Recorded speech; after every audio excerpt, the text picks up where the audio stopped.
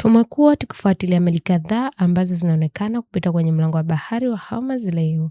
Mojawapo ni Karachi yenye bendera ya Pakistani ambayo imebeba shehena mafuta yasafirishwa na inamilikiwa na shirika la serikali la Pakistan National Shipping Corporation.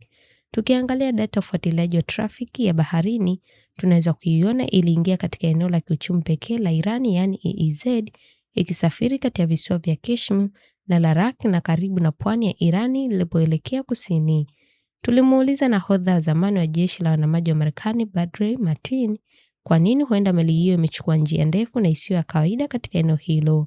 Bradley, ambaye sasa ni mtafiti mkuu katika taasisi ya ulinzi ya Marekani ya Rand Corporation, anasema inaweza kuashiria kuwa meli hiyo ilikuwa ikijibu baadhi ya maagizo kutoka Irani kuhusu kupita. Anaongeza kuwa njia yake inaweza kuashiria uwepo wa mabomu yaliyolengwa au ilichaguliwa na Irani ili iweze kutambuliwa kwa urahisi kati ya meli nyingine katika eneo hilo.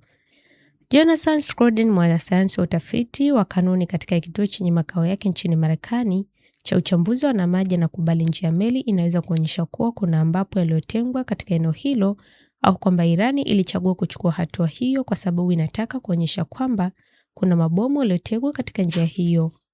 Marekani yaruhusu baadhi ya meli za Irani kupita katika mlango wa bahari wa Hormuz.